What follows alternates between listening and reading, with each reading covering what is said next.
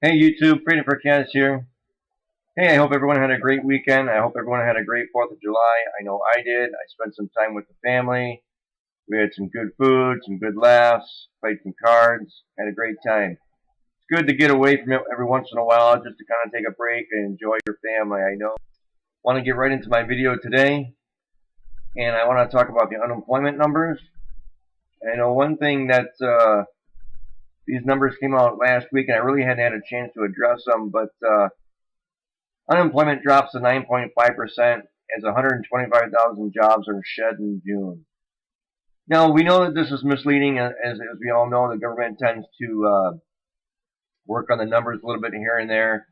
It's just amazing how it says that the private sector added 83,000 workers, but the government dropped 225,000 jobs. Now, that's just the government. And again, a lot of that has to do with the census workers. But the reason why unemployment fell is because 652,000 people were taken off the unemployment numbers because they said they had given up on looking for jobs. But I don't understand it. If you actually do your research, if you include those people, if you include that 600,000 plus people, the unemployment is actually 10.1%.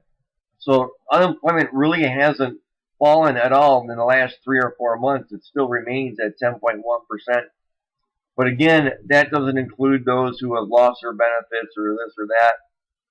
So that number is actually about 17, 18%, maybe even 19% nationwide.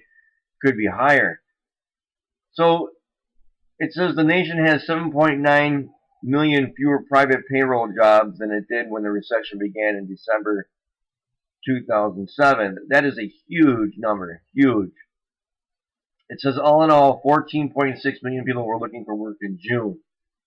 So again, conflicting numbers, this and that, and again, this story says that unemployment is at 16.6%. I still believe it's higher than that. I think it's at least 17, maybe 18%. Could even go as high as 20. But the thing that it says is that it says, make no mistake, we are headed in the right direction. I don't believe so. And this is why I don't believe so. If you follow the links below, it says on January 10th, Obama had his speech. Now, he had his speech, and he also talked about how the stimulus was going to create or save 3 to 4 million jobs in the next upcoming year. Well, as we know, that didn't happen. As we also know, something that didn't happen is that the unemployment benefits weren't extended. As of the end of last week, 1.3 to 1.6 million people lost their unemployment benefits. Now, I don't know about you, but how are these people going to afford to buy food, gas, pay their electric bills, even if they have their house, pay their house payments? They're not going to be able to do that. So it's kind of interesting as to what these people are going to be doing for money, and what they're going to be doing for money is what I want to say. But if we look at what Obama and his cabinet has achieved, they've pretty much done everything that they've wanted to, and so far it hasn't worked. Our economy hasn't grown. They say the GDP is improving, but you have to understand the GDP doesn't mean a hill of beans. It doesn't mean anything. Even during the Great Depression, if you do your research, the GDP went up and went down in stages as well as it is now.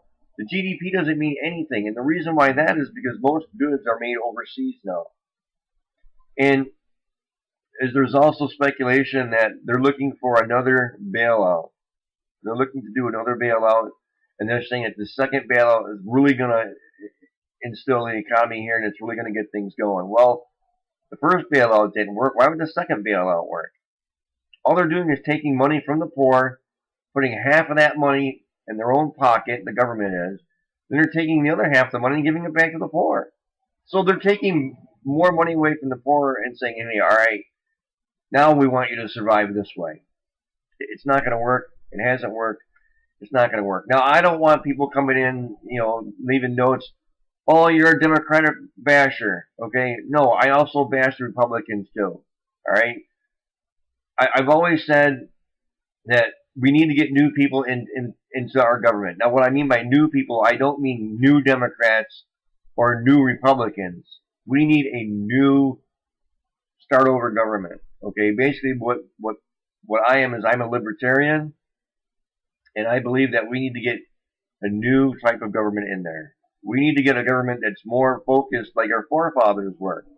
Today's politicians, they have no idea what's going on. None. It's all an inside job. It's all about the NWO and things like that. You know, it's just crazy. It's just crazy. Now, again, in the links below, there's a video from Pelosi, and she says that unemployment creates jobs. Now, what she means by this is, if you follow the link, and it's going to go through and say how people who are on unemployment are frustrated because they don't have a job. They lost their job. Okay, let's say they had a $100,000 job. Now they're on unemployment. Okay, she says that this unemployment that they're on makes them motivated to find a new job. Okay, the point that Pelosi is missing is that the job that that person lost is no longer available because that job went overseas. Okay, I'm sure that this guy who works either somewhere in the United States, East Side, Midwest, Western part of the country, he doesn't want to go to Mexico or China or India to find his job, because I can guarantee you that payroll was probably cut in half or cut by 3/4. Okay, so even if he did go find that job or follow that job, it would still be the equivalent to being on unemployment. Not only that, he'd be in a different country. Pelosi is way off base on this. She has no understanding what's going on. But you know, later in the video, it talks about people getting money. Okay, and again, this is how clueless that our government is. In the video, it says Christmas is coming. People who are on unemployment are going to buy toys. Therefore, the money goes back into the economy. The economy gets stronger because the factories who make these toys accept that revenue, and then the factory who has that revenue now has money to make new toys. Okay? The problem with that is that the factories making toys, they're not in this country anymore. They're in China, Mexico, India. So therefore, when that unemployment gets paid to that unemployed person, he then buys toys that are made in China outside the United States. That doesn't stay in the United States economy. That money goes somewhere else, and it doesn't come back here. That's what these politicians don't understand.